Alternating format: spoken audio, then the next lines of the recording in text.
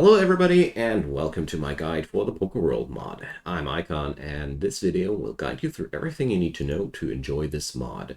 So if you are looking for a certain topic, there's timestamps in the description box for that. So we're going to start out as the first topic, how to tame and control Pokemon, because I think that's maybe one of the most vital things in this mod to cover. So once you have tamed one, I'm going to cover the taming in a minute, but it's easier to talk about the controls first. Once you have tamed one, they show up here in the Animals tab. They can be trained and controlled just like every other animal you're used to. The new things here are they show up with a level tab, and they have a new function here, which is called Train Pokemon, which will yield experience points for your Pokemon, just like the icon already implies. So this can be done indefinitely, so if you checkmark this, your people will keep training that beastie until it levels up and levels up and levels up. This makes them more powerful, as you might already thought. So to tame a Pokemon, you need Pokeballs. So Pokeballs can be crafted or traded. You find them in your research tab in the own tab for the Pokeworld mod. So there's different technology levels of those. They can be made first at the crafting spot, then over at the machining table, and the mightiest of the Pokeballs can be made at the fabrication bench. And last but not least, there are also Master Balls, which can be only looted. The only difference between those is how many charges they got and how high is their chance of taming. So you can read that out by checking them out here, and here's the bonus ball stat that yields the effectiveness of this thing. So as you see here, quality matters. The higher the crafting quality of these, the better the bonus ball score. Might sound all a little bit weird, but it will make perfectly sense in a second. So to catch them, you need to just equip one of those Pokeball belts. They go into the utility slot. That's the slot where you would have personal shield generators or low shield packs, all these things. So the good thing about that is they don't take up your weapon slot. As you can see here, Pilar is easily capable of wielding a rifle and the Pokeball at the same time. To catch Pokemon, I'd highly advise you to do that at night, because you will need to draft that person, move over to the Pokemon in question, and lob a Pokeball at its head. Here we go. As you see here, we only had a 12% chance of success, but I think the concept is pretty clear. Let's see if we find something easier. So when you check out the wildlife, you see here all the present Pokemon, and this little icon tells you you already caught them. And well, let's get over to the Waldorf and see if I can't catch that one. And yeah, to hit them is a lot easier while they're sleeping, and that's why I'd personally catch all my Pokemon at night.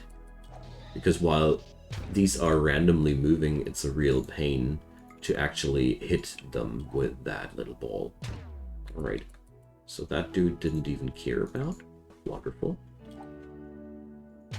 Alright, so since they don't behave nicely, I'll show you here.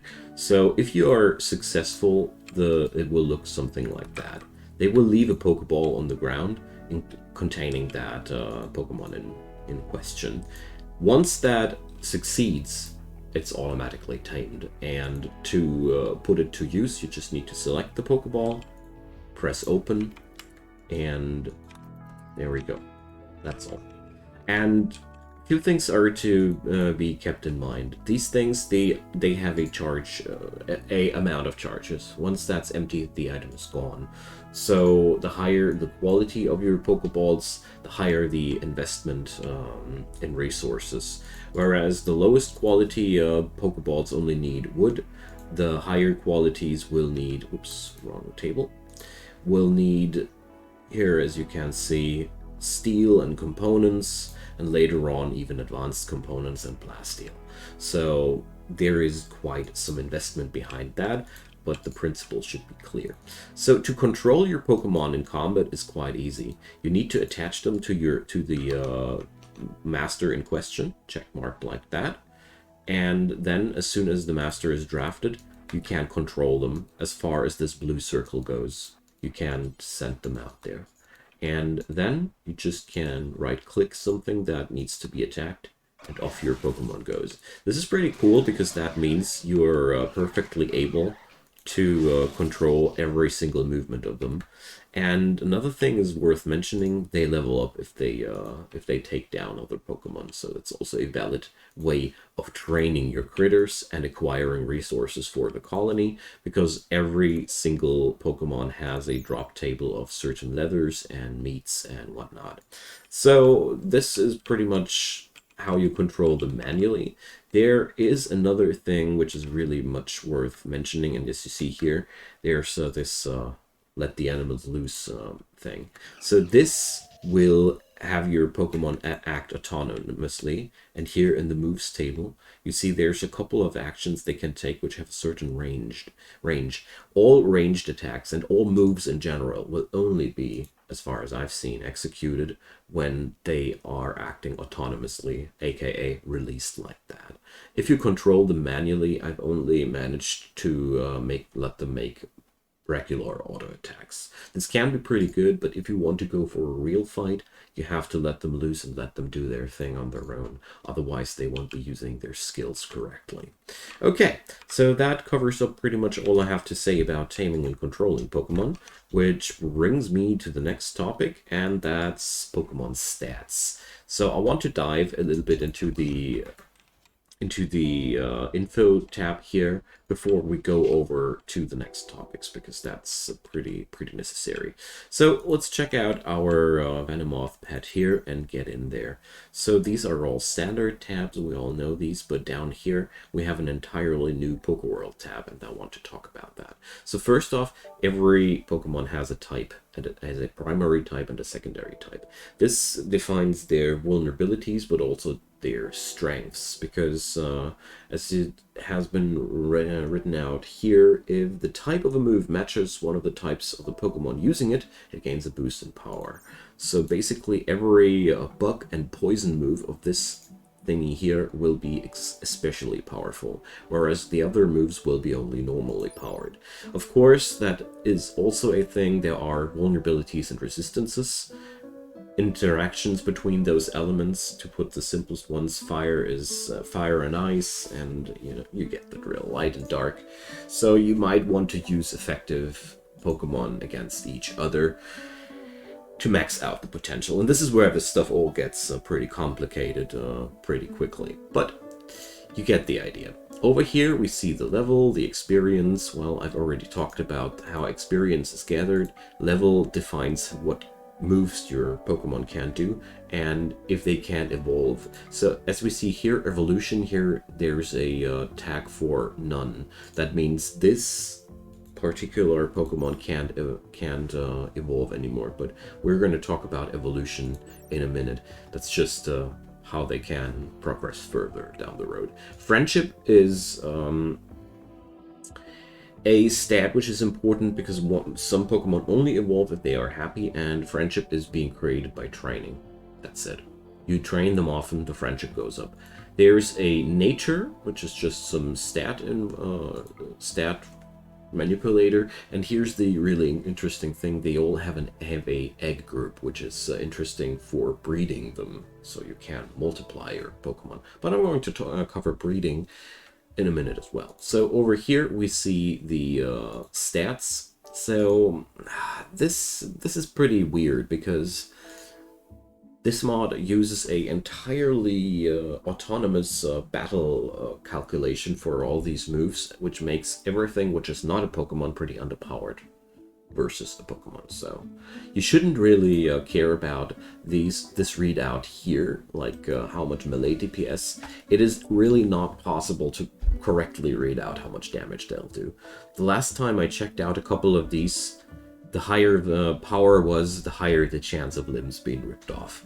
So there's a lot of oomph behind these skills. And as you can see here, Spirit Attack is determining how much power there's behind special moves and how much defense against special moves, and so on and so forth. It's all pretty self-explanatory, but important is to know the higher their level and the higher their base value, the more XP you get when you slay them. And there is a rarity system in these.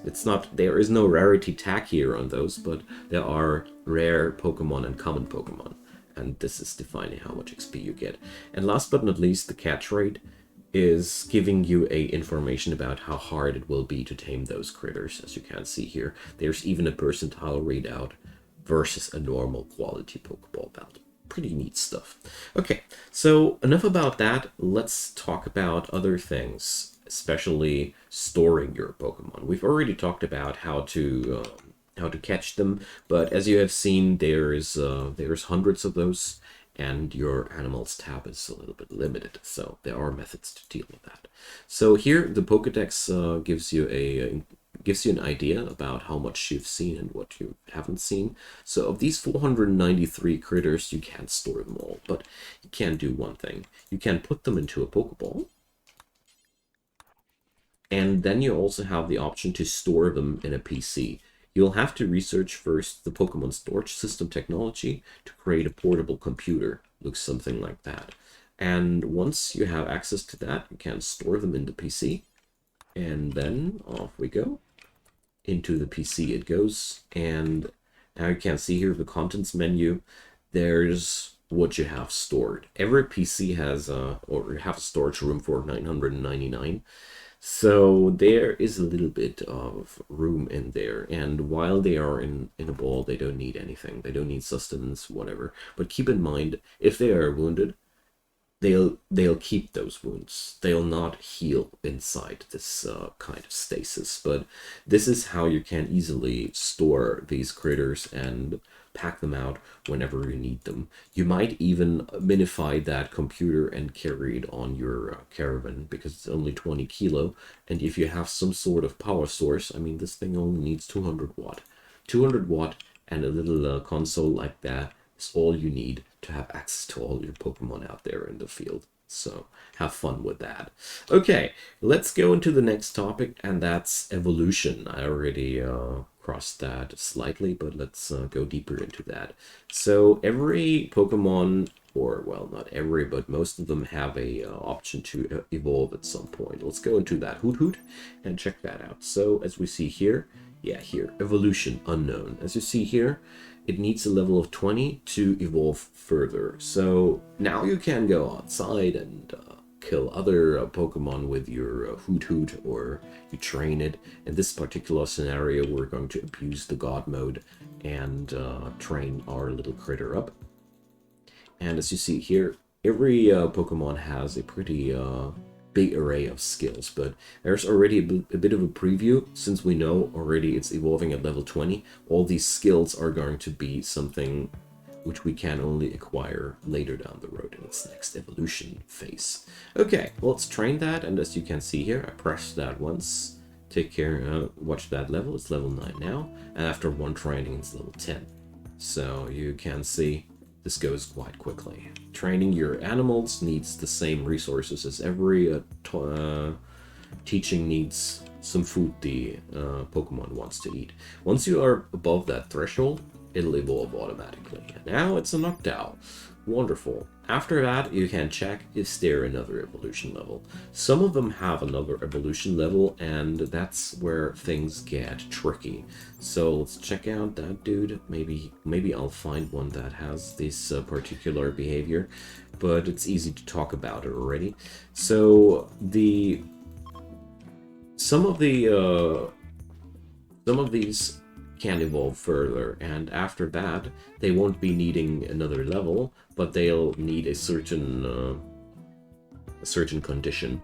So many of them need an item, like here for example there's a shiny stone or a king's rock. This stuff can be only found or traded, and as you see here, a peculiar stone that can make certain species of Pokemon evolve.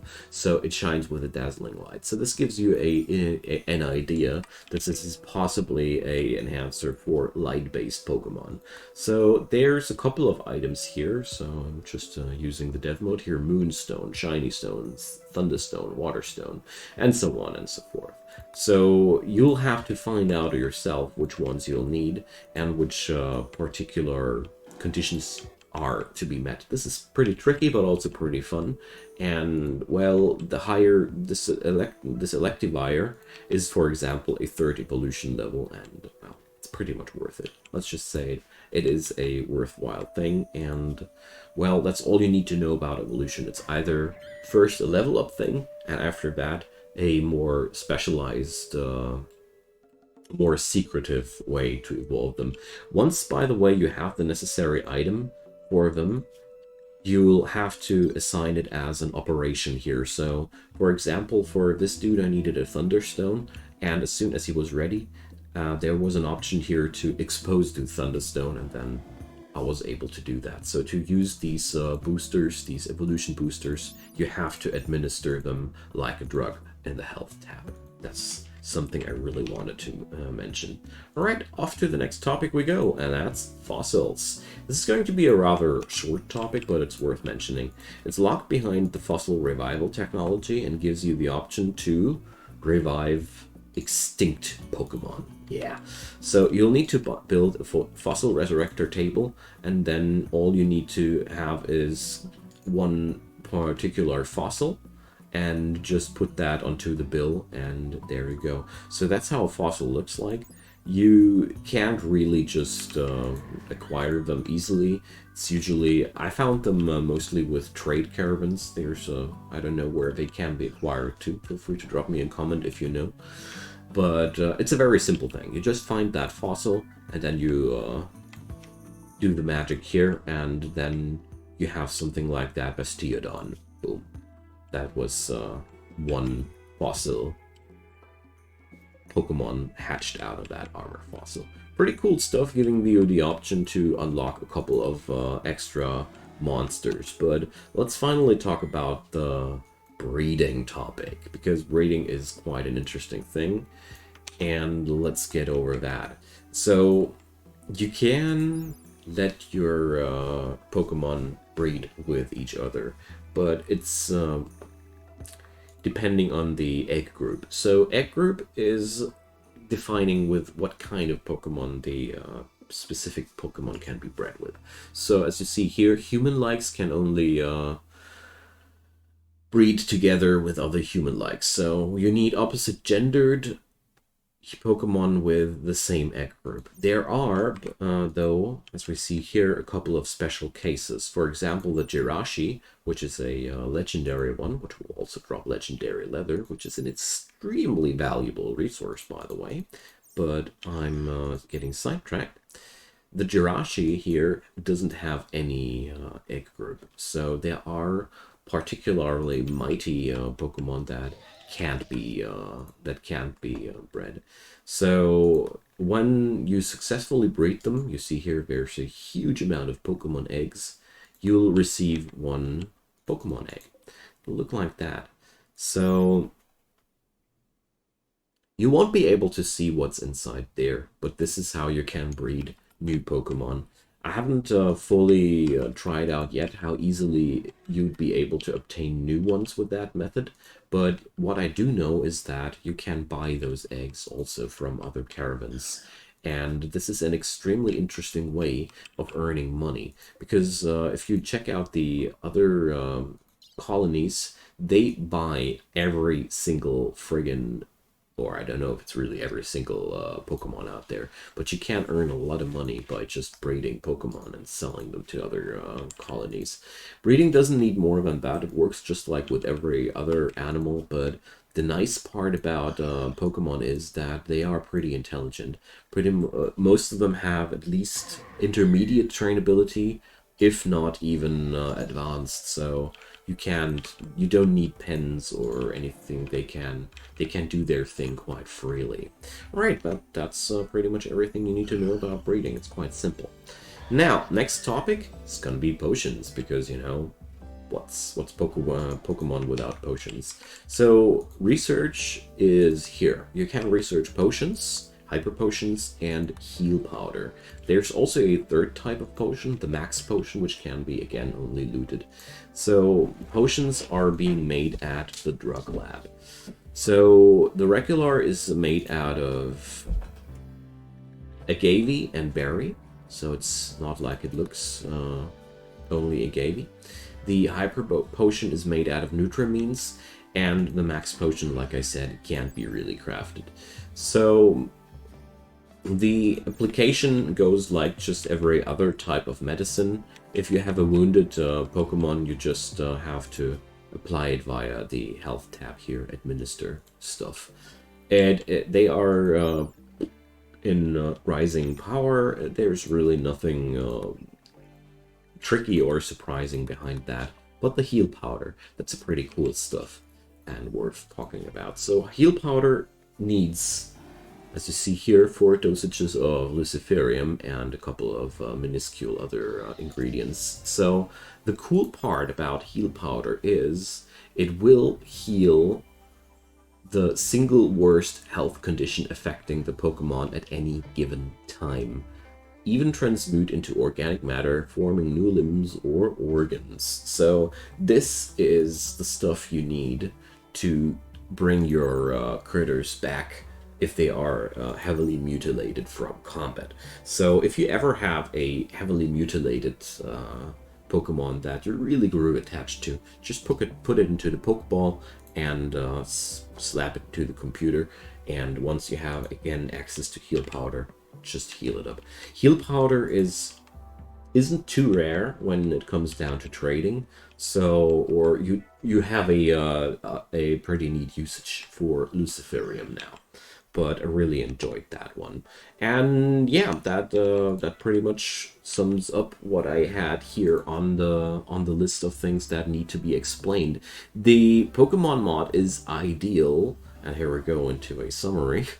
The Pokemon mod is ideal for expanding your gameplay fauna-wise. If you like Pokemon especially, because this is so far the deepest and best made mod in this particular matter that I found.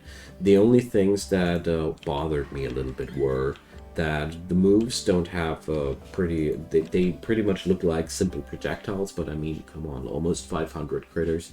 I understand that. And I'm also kind of sad that there is no system implemented to manually control the moves of these critters. Oh, I totally forgot to mention, I'm sorry about that, I meant to talk about that. You can activate or deactivate particular moves in the skill table there, but I guess you'll figure that out. So yeah, I really like this mod for what it is. I am not too deep into the whole Pokemon theme because I was sadly too old when that was hype. But this is certainly an interesting way of introducing the whole topic. And if you like Beastmasters and if you like Pokemon, I can highly recommend this one because so far I've only found a lot of fun and nothing too bad in between. So there are also a couple of extra events that are stringed into this mod, but I didn't want to spoil or anything about that. Okay, so that's that. Thank you so much for watching. I hope that was helpful and enjoyable for you. And feel free to leave a thumbs up if that was the case. And of course, drop me your comments down below if you have any questions or anything you think that I should have mentioned there or that's missing in this tutorial. Go away. I'd really, or right away. Sorry. Go crazy with the comments. That's what I wanted to say. And last but not least, of course, consider subscribing to my channel. There's daily content popping up there. All you need to do is turn on the notification bell. Also, in the description box down there, you'll find a couple of links to my Twitch channel, where I do daily streams, or at least I try to, and also my Discord channel, where you find like-minded gamers, and last but not least, ways and means to support this channel directly. I'd be delighted if you check them out, but don't you worry if you don't. Watching this video to this point already means a lot to me. So, see you guys next time, and have a good time. Bye-bye.